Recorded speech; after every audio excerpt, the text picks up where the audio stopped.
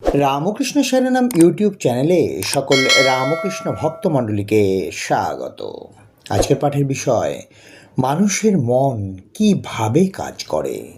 শ্রী শ্রী ঠাকুর কি বলেছেন? ওং স্থাপকায় চ ধর্মশ্চ সর্বধর্মস্বরূপিণে অবতার বরিষ্ঠায় রামকৃষ্ণায় তে নমঃ। ধ্যান করতে গেলে কি প্রয়োজন? একটি শুদ্ধ পবিত্র মন। আমরা শরীর বা ইন্দ্রিয় দিয়ে ধ্যান করি না, একাগ্র মন দিয়ে ধ্যান করি। মনের আদেশে দেহ ও ইন্দ্রিয় কাজ করে। এই মনটি কি করে, কোথায় থাকে? সুখ দুঃখ বন্ধন মুক্তি সব মনে। এই মনটাকে জানা বিশেষ প্রয়োজন। আমরা শরীর দেখি, ইন্দ্রিয়ের কাজগুলি দেখি, কিন্তু মন আমাদের কাছে দুর্জেয়। অথচ এই মন দিয়ে আমরা চিন্তা করি এবং আমরা মননশীল, তাই আমরা মানুষ। শ্রীরামকৃষ্ণ বলেছেন, মান হুঁশ, অর্থাৎ যার হুঁশ আছে সেই মানুষ। এই হুঁশ হচ্ছে জাগ্রত, জীবন্ত হচ্ছে মন।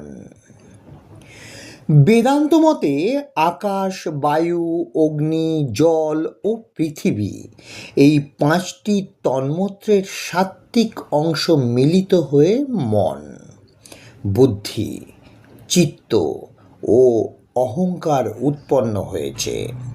মন সংকল্প বিকল্পাত্মিকা বৃত্তি, বুদ্ধি নিশ্চয়াত্মিকা বৃত্তি, চিত্ত শরণাত্মিকা বৃত্তি, অহংকার অভিমানাত্মিকা বৃত্তি। এই চারটিকে একযোগে বলে অন্তঃকরণ।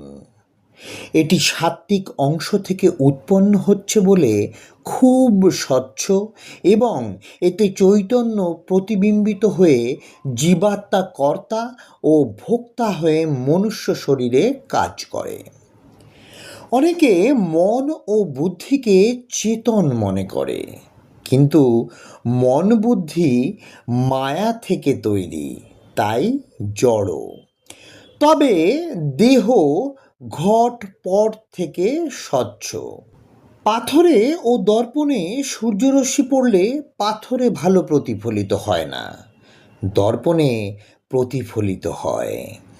দর্পণে সূর্যরশ্মি প্রতিফলিত হলে দর্পণকে সূর্যের ন্যায় উজ্জ্বল ও তেজপূর্ণ দেখায়।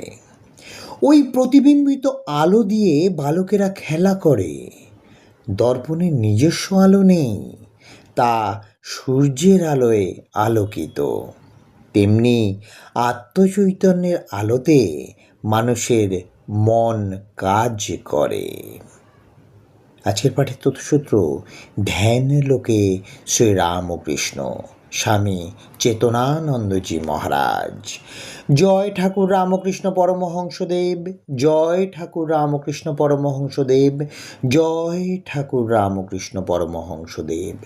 জয় মা শারদা, জয় স্বামী বিবেকানন্দ মহারাজ।